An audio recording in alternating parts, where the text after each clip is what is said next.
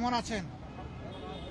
আলহামদুলিল্লাহ। আপনারা ইতিমধ্যেই জেনেছেন যে আমরা আজকে মাননীয় প্রধান উপদেষ্টার সাথে সাক্ষাতের জন্য এখানে এসেছিলাম। উনি এবং ওনার সঙ্গে অন্যান্য সম্মানিত উপদেষ্টা মণ্ডলী সেখানে ছিলেন, প্রেস উইংয়ের লোকেরাও ছিলেন।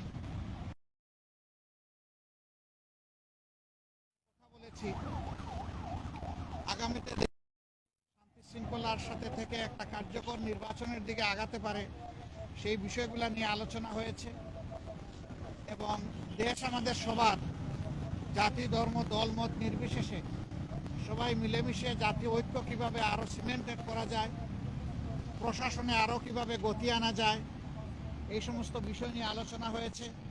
পাশাপাশি আলোচনা হয়েছে দ্রব্যমূল্যের, যেটাতে মানুষের কষ্ট হচ্ছে, এইটাকে লাঘব করার জন্য মানুষের সামর্থ্যের ভিতরে দ্রব্যমূল্যকে নামিয়ে আনার জন্য কী পদক্ষেপ নেওয়া যায় সেই সমস্ত বিষয় নিয়ে আলোচনা হয়েছে।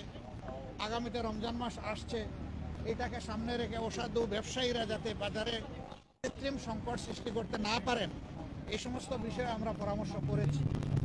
এর পাশাপাশি আইন শৃঙ্খলা পরিস্থিতি নিয়ে অনেক আলোচনা হয়েছে।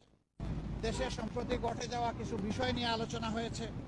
এই সকল আলোচনায় আমরা একমত হয়েছি যে দেশবাসীকে সাথে নিয়েই দেশকে সামনের দিকে এগিয়ে নেওয়ার চেষ্টা করতে হবে। স্বার্থবিরোধী কর্মকাণ্ডে যারাই জড়িত থাকবে তাদেরকে অবশ্যই আইনের আওতায় আনতে হবে।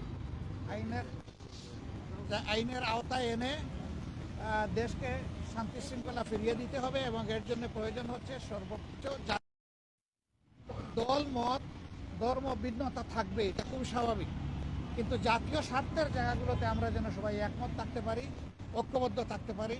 আপনাদের মাধ্যমে আমরা সেই আহ্বান জানাই এবং আমরা সেখানেও এটা তুলে ধরেছি। তো এই ছিল মোটামুটি আজকের আলোচনার বিষয়বস্তু। আমরা এখন বিদায় নিতে চাই। আপনাদের একান্ত জরুরি কোনো প্রশ্ন থাকলে করবেন, আদারওয়াইজ আমাদেরকে ছুটি দিলে খুশি হব। না না, ওই রকম ডেফিনিট কোনো আজকের প্রেক্ষাপটটা ঠিক ওরকম ছিল না, এই জন্য ওই ধরনের ডেফিনিট কোনো আলোচনা আমরা করি।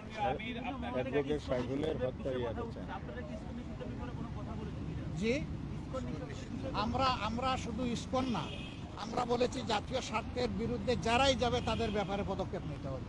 মাননীয় আমির গতকাল বিএনপির একটি প্রতিনিধি দল প্রধান উপদেষ্টার সাথে দেখা করে দেশের সাম্প্রতিক পরিস্থিতিতে উদ্বেগ প্রকাশ করেছেন।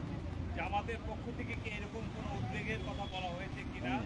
আর দ্বিতীয় কথা হলো যে বিএনপির পক্ষ থেকে সকল দলকে নিয়ে একটা জাতীয় ঐক্যের কথা বলা হয়েছে এবং বিএনপি বলেছে নির্বাচনের একটা রোড ম্যাপ। এই তিনটা কি আপনারা বলেছেন কিনা? না, জাতীয় ঐক্যের কথা তো অবভিয়াসলি এসেছে এবং আমাদের উদ্বেগ নিয়েই তো আমরা আলোচনা এখানে বসছি। সেই উদ্বেগ ওই অর্থে নয় যে হায় হায় দেশ বলে গুল্লায় গেল, বিষয় তা না। বিষয় হচ্ছে আমাদের দেশের শান্তি শৃঙ্খলা কারা ধ্বংস করতে চায় তাদেরকে চিহ্নিত করতে হবে এবং ঐক্যবদ্ধভাবে এটার মোকাবেলা করতে হবে জাতি হিসাবে। জি, আর কিছু নির্বাচন নিয়ে আপনাদের না, আমি বলেছি, অলরেডি বলেছি এই ব্যাপারে উত্তর। একেবারেই একমত, এখানে কোনো দ্বিমত নাই, জাতীয় ঐক্য অবশ্যই থাকতে হবে। নির্বাচন নিয়ে জামাতের বক্তব্যটা কি আসলে?